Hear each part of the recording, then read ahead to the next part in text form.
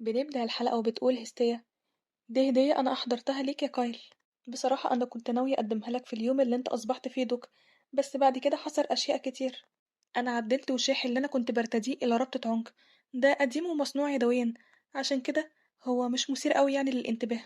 أنت بس ممكن تتركه في غسالة ملابسك وألقي نظر عليه من حين لآخر. بيقول في نفسه: إيه ده؟ صنعته بنفسها؟ تعرفي يا هستية، دي أغلى هدية أنا تلقيتها على الإطلاق. أنا عمري في حياتي ما تلقيت شيء أفضل من كده. شكرا ليكي على كل شيء يا هستية، شكرا. أنا اللي لازم أشكرك إن أنت سعيد. أنا هقدم لك هديتي لما أرجع. طيب ماشي، أنت لازم تمشي دلوقتي عشان ما تتأخرش. أنا عمري ما هتخلى عن الهدية اللي أنت قدمتها لي، بس في المقابل أنت لازم تفكري فيا باستمرار. طيب ماشي، بيقول في نفسه: أنا مش عارف أنا ليه حاسس إن أنا قلقان. وكمان يا هستية، بمجرد عودتي هذهب مباشرة إلى السرير، عشان كده خليكي مستعدة. طيب تأكد من عودتك سالما أولا. يلا يلا مع السلامة عشان ما تتأخرش. تمام، أنا هذهب، انتظريني. بتقول في نفسها: على قد ما أنا سعيدة إن هو على قيد الحياة دلوقتي ومعايا، بس أنا دايما بلاقي نفسي بدعو بلا نهاية من أجل عودة كايل سالمة.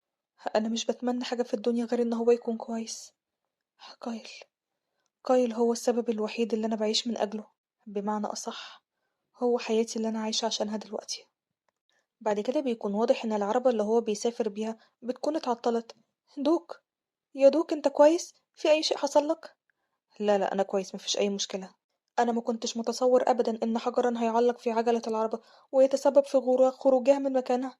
أنا آسف جدا يا سيدي. مفيش مشكلة، الحمد لله إن مفيش حد حصل له أي شيء، بس أتمنى إن أنت تقود بحجر أكتر في المستقبل. تمام يا دوك، أنا آسف على كل شيء. كلف سمو ولي العهد العديد من الحراس لضمان سلامة الدوق، عشان كده أعتقد إن احنا هنتمكن من الانطلاق مرة أخرى قريبا. بس تعرف يا سيدي، أنا شاكك إن الدوقة هي اللي طلبت مرافقة إضافية من صاحب السمو ولي العهد. تعرف يا سيدي إيه أحسن ما في الأمر؟ إن علاقتكم جيدة جدا. أنا غيران منكم جدا يا سيدي. بيقول قايل في نفسه: هستية، أنا قلتلك إن انتي ما تذهبيش تاني إلى ولي العهد. أنا فاهم كويس جدا إن انتي عملتي كده ليه، بالنظر إلى كيفية سير لقائنا الأول، بس لحد دلوقتي أعتقد إن أنا مش في وضع يسمح لي أبدا إن أنا أقول أي شيء. مر يومين فقط منذ أن غادرنا، وأنا بالفعل بشعر بهذا القلق بشكل هستية. بيفتكر لما قالت له: أنا استنفذت بصري، عشان كده من دلوقتي أنا ما عنديش أي قوة خارقة. هستية، أرجوك كوني بخير لحد ما أرجع. أتمنى إن كل شيء يكون جيد، أتمنى إن ما يحصلش أي خطأ. بتكون هستية في القصر وواضح إن هي قلقانة جدا عليه. سيدتي، الطقس جميل جدا، إيه رأيك نذهب في نزهة على الأقدام؟ لا لا لا، سيدتي، إيه رأيك إن أنا أحضر ليك القهوة مع كعكة لذيذة؟ أنا كويسة، مش عايزة أي حاجة. بيكون واضح إن هي مكتئبة جدا. طيب يا سيدتي، لو احتجتي حد فينا أرجوك نادي علينا. بيقولوا في نفسهم: هي مش بخير على الإطلاق. ها، السيدة عاملة إيه دلوقتي؟ منذ رحيل الدوق وهي بالشكل ده، ده هي حتى ما كلتش وجبة طعام الإفطار اليوم، من يومين وهي مش بتاكل أبدا بشكل صحيح. طيب إيه رأيكم ندور على شيء يجعلها تحس بالبهجة والسعادة؟ إحنا هنبذل قصارى جهدنا لإسعاد سيدتنا. بيقول كبير الخدم في نفسه: من الطبيعي أن تشعر السيدة بالقلق بشأن الدوق، لأن هو ذهب في رحلة طويلة، لكن يعني أنا حاسس إن في سبب آخر يجعلها تشعر بالقلق بالشكل ده. بتقول في نفسها: دي أول مرة أكون بعيد فيها عن كايل. بتفتكر لما قالها: إحنا هنقدر بسهولة إن إحنا نرسم المستقبل حتى بدون بصيرتك. كايل قال لي الكلام ده، بس أنا لسه قلقانة، مخاوفي ما راحتش ومش هتروح أبدا. هعمل إيه لو حصل له أي حاجة؟ هعمل إيه؟ الأمر مش إنني مش واثقة في كايل، لأ، أنا أعرف أكتر من أي شخص آخر مدى استعداده لهذه المهمة الدبلوماسية، بس حتى لو نجحت المفاوضات فليس هناك ما يضمن عودة كايل سالما. هعمل إيه لو قابل قطاع طرق في الطريق؟ طيب هعمل إيه لو حصل له أي حادثة؟ أنا كان لازم إن أنا أطلب من هيليوس إرسال المزيد من المرافقين. أنا للأسف دلوقتي معرفش إيه اللي هيحصل في المستقبل. الموضوع ده بيضرني بشكل أقوى. أنا خايفة. لا، أنا مش خايفة، أنا هموت من الخوف. لو انتهى الأمر بكايل بالشكل ده مرة تانية، لو حصل له حاجة مرة تانية أنا هعمل إيه؟ لا لا، أكيد مش هيحصل له حاجة. هستية، بعد كده بتلاقي ولي العهد فجأة دخل عليها. تقول في نفسها: إيه ده؟ هيليوس؟ أنا مش عارفة هو بيعمل إيه هنا. أنا طرقت الباب عليكي كتير، بس انتي ما كنتش بتردي أبدا، عشان كده اضطريت إن أنا أدخل لما لقيت الباب مفتوح. انتي عاملة ايه؟ انتي كويسة؟ بيقعد ينظر ليها باستغراب وبيقول في نفسه: من خلال فتحة الباب دي أنا شفت هستية، كانت بترتجف بشدة، كان شكلها مرعوب جدا، زي ما تكون عارفة إن في شيء مخيف هيحصل. يا ترى هي مريضة أو حصل لها أي شيء؟ أنا أول مرة أشوفها بالشكل ده. بتقول هستية في نفسها: ايه ده؟ هو قلقان عليا ولا ايه؟ هو فاكر نفسه مين ده؟ انت ليه جيت من غير ما ترسلي أي رسالة؟ هو في حد برضه بيزور حد من غير ميعاد؟ طبعا بيكون مش طايقها وبيقول في نفسه: أعتقد إن أنا لو قتلتها دلوقتي مفيش أي حد هيلومني. أنا بس كان عندي سؤال حول بصيرتك، عشان كده أنا جيت هنا. خلاص، ما بقاش فيه رؤية مستقبلية معينة تستحق الذكر. أعتقد إن أنت مشغول دلوقتي، عشان كده ارجع مكان ما جيت. أنا بس قلقت عليكي عشان كنت بعتقد إن أنت خايفة جدا على زوجك، لأن أنت في وجوده مكنتش بتبقي مكتئبة بالشكل ده. ولا أنت في أي حاجة تانية بتقلقك يا هستية؟ لا، ولا أي شيء. الأمر مش زي ما أنت فاكر أبدا يا ولي العهد. تقصدي إيه يعني؟ أنا مش فاهم أي حاجة. بيقول هيليوس في نفسه: لو فكرت في الأمر، طلبت هستية حراسا كتير لكايل. هستية، هو في أي شيء حصل ليه؟ أعتقد إن في شيء أنت توقعتيه، عشان كده طلبتي مني إن أنا أرسل ليه حراسا. لا أبدا، أنا متوقعتش أي شيء، وهو ده بالظبط السبب. يعني أنت أصلا دلوقتي ما قدرتيش إن أنت تتوقعي أي شيء عن كايل، بس لو في أي شيء خطر حصل أنت أكيد كنت هتتوقعيه. مع ذلك كان بإمكانك استشعار الأحداث الرئيسية مسبقا. أعتقد إن لو كان حصل أي شيء أنت كنت هتشوفيه، عشان كده ما تقلقيش أبدا. أنت مش فاهم. مش فاهم إيه بالظبط؟ الأمر مش إن أنا دلوقتي مش متوقعة شيء، لأ، أنا فعلا اختفت قوتي تماما. خلاص، ما بقاش عندي بصيرة من دلوقتي. طبعا هو بيتفاجئ جدا. أنا دلوقتي ما بقاش ليا أي إفادة ليك، عشان كده أنا هتنحى عن منصبي كمستشارة لسموك، لأن أنت من دلوقتي أنت مش هتستفاد مني بأي شيء. أنتي بتتكلمي عن إيه بالظبط؟ أنا بس كنت مستشارة فيك، لأن أنا كنت أستطيع توصيل بصيرتي ليك من خلال أي شخص. هو دلوقتي بصيرتي ذهبت تماما، عشان كده من المنطقي إن أنا أستقيل، لأن أنت مش مستفاد مني بأي شيء. هستية، أنا كنت عايزة أقولك: خلاص، مش هقدر بعد كده أتوقع أي شيء. بتقول في نفسها: لأن المفروض إن آخر شيء هيحصل إن الصحف هتمتلئ بفضايح هيليوس وديانا، ودلوقتي عليا مواجهة المستقبل بدون سابق إنذار، بدون تخطيط مسبق، بدون تحضير مثالي. الميزة التي ساعدتني على البقاء في هذا العالم انتهت. انتهى كل شيء. بعد كده بتتكلم مع نفسها وبتقول: هستية، هو ده فعلا الشيء اللي انت مؤمنة بيه؟ كشخص من خارج الرواية كنت بنظر إلى كل شيء من وجهة نظر تانية خالص، لكن أنا دلوقتي مش هقدر أشوف أي شيء أمامي. ابتلعتني القصة دي بالكامل، مجرد شخصية أخرى محاصرة بداخلها. كل اللي مسيطر عليا دلوقتي الرعب الساحق، الظلام الخائق، عدم اليقين المستمر. هنا بيبدأ الخوف الحقيقي، إن أنا معرفش المستقبل هيحصل فيه إيه بالظبط. مضطرة إن أنا أعيش اليوم وأتفاجأ بالأحداث. أيوة، لكن يا هستية، في النهاية انتي لازم تتوقعي ان انتي تعيشي حياة سعيدة، مش لازم ان انتي تتوقعي الأسوأ دايما، لأن خلاص دلوقتي الرواية انتهت، وانتي دلوقتي بتعيشي قصتك انتي. أنا كنت بعتقد ان من الغريب ان انتي قلقانة بشأن قايل بالشكل ده، بس واضح ان انتي ما كنتش قادرة تتوقعي كل شيء من البداية، مش كده؟ طيب انتي ليه بتذهبي إلى الحد ده؟ بتقول في نفسها: واضح ان هو لا يخطط للمغادرة مبكرا. بعد كده بتقوله: عندما يفقد شخص ما قوة، يصبح الذعر أمرا لا مفر منه، لأن معرفة شيء ما فقريا أمر مختلف تماما عن تجربته. حتى عندما رأيت المستقبل المظلم بعد أن فقدت قوي، أنا شعرت بالرعب جدا. أعتقد أن ولية العهد شعرت بنفس الشعور ده، جردت فجأة من قوة الشفاء التي لطالما اعتبرتها أمرا مسلما به. هي أكيد برضو وقتها كانت مهزوزة، لأن أنا وهي أكيد اتأثرنا بالشيء ده. على أي حال، أنا ما عنديش أي حاجة تانية ممكن أقولها. أنا بس انتي بتقولي إيه؟ مستقبل مظلم؟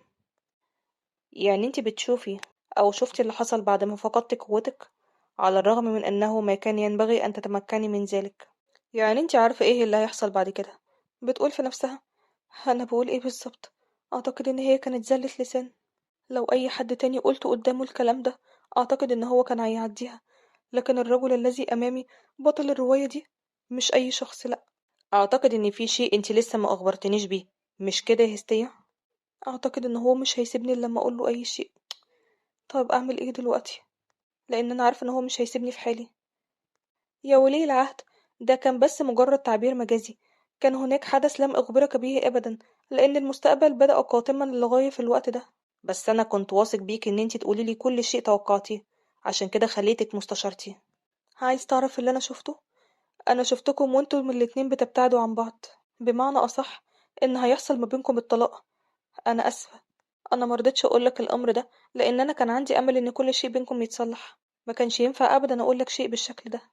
بتقول في نفسها: هو أنت فاكر إن أنا ممكن أقولك شيء أنا ما قلتوش لكايل؟ بس أنا رأسي دلوقتي في حالة فوضى بالفعل. اخرج من هنا بقى، اخرج من هنا وسيبني في حالي.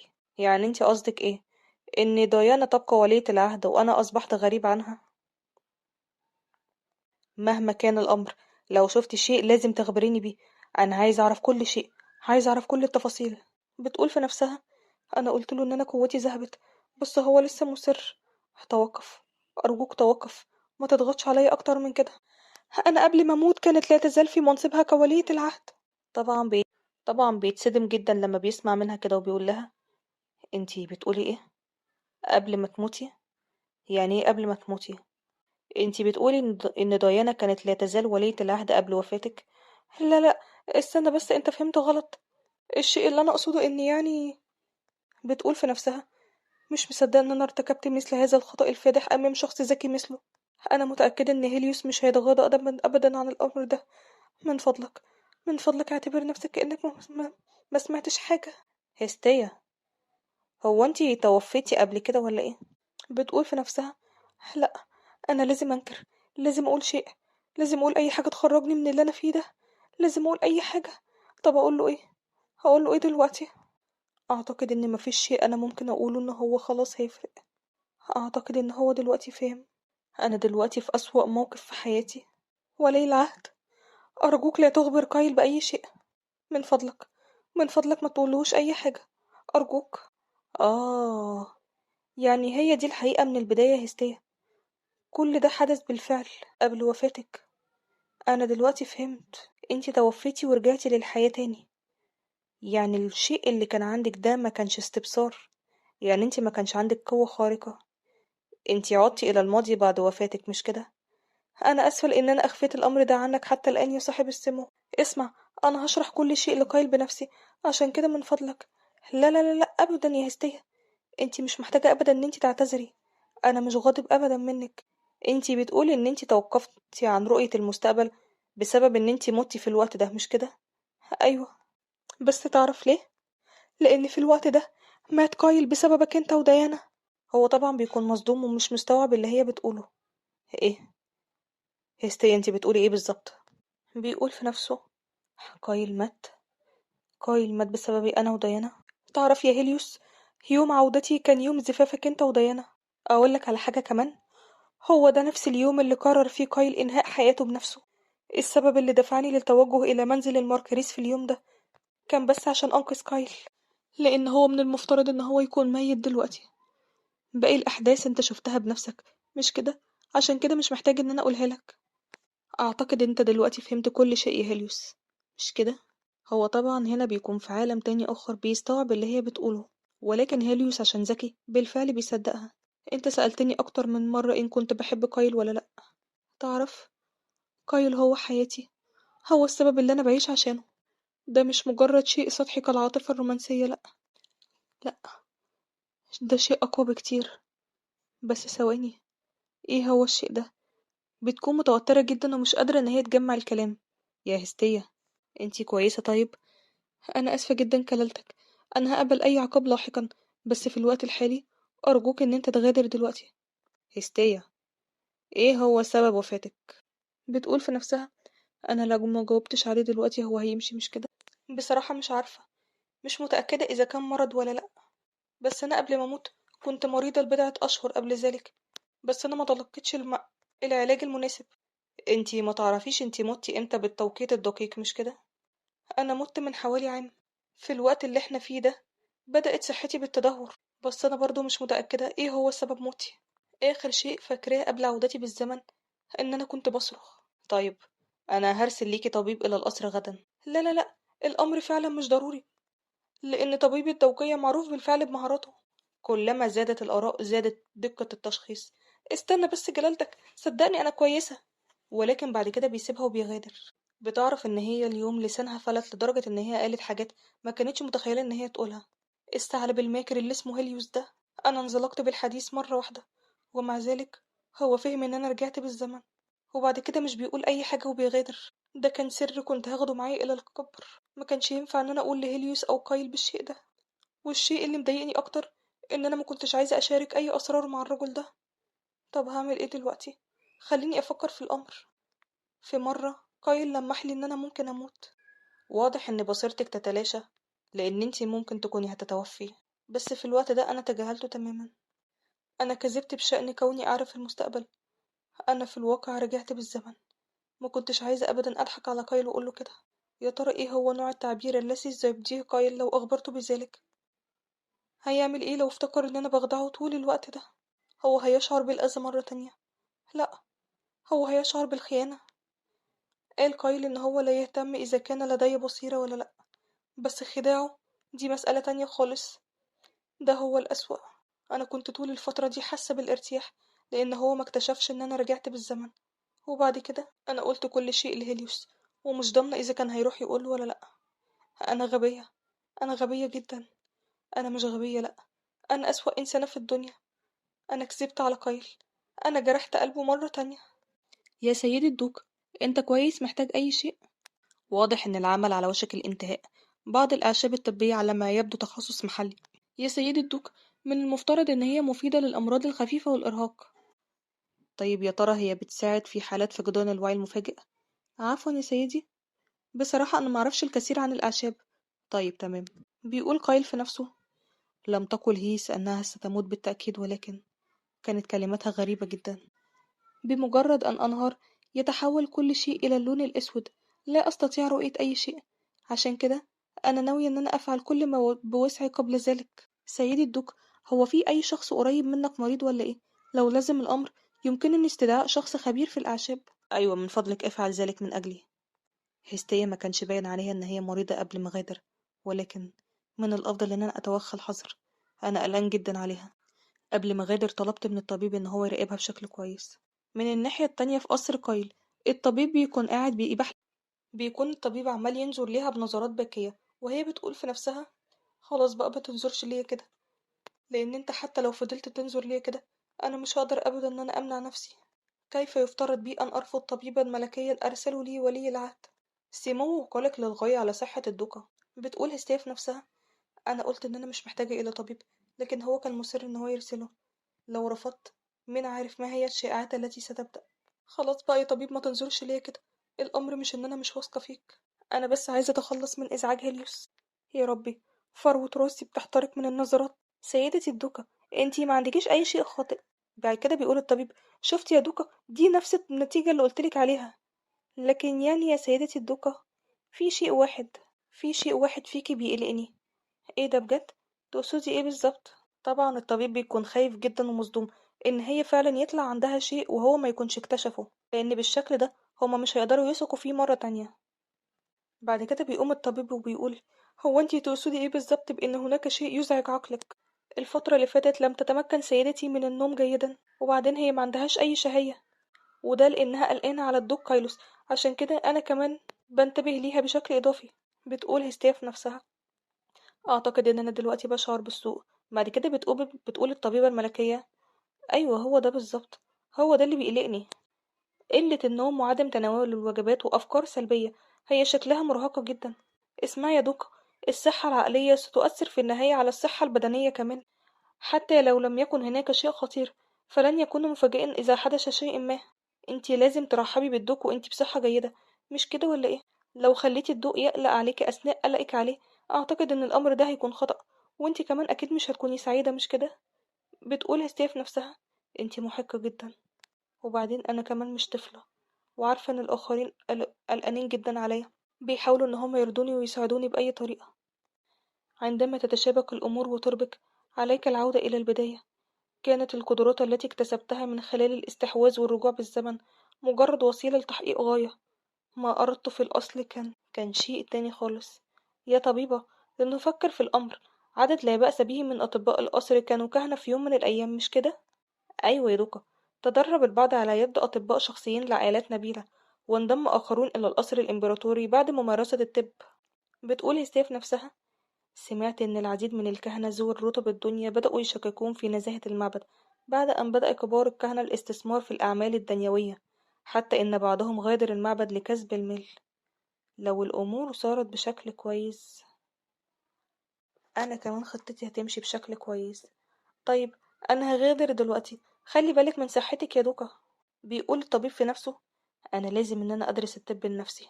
إيه ده؟ سيدتي استني، انتي رايحة فين؟ بتقول هستيا في نفسها: أيوة، أنا عندي هدف واحد بس، وزي ما هو مش هيتغير دايما. اسمع، انشر إشعار في ساحة المدينة دلوقتي. إيه ده؟ سيدتي في إيه؟ اجمع أشخاصا مدربين في الطب، وخاصة أولئك من كانوا كهنة سابقا. بتقول في نفسها: أنا هعاقب ديانا وأجعل كايلوس سعيدا، ده هدفي من البداية وأنا لازم أحققه. من الناحية التانية بتكون ديانا في المعبد.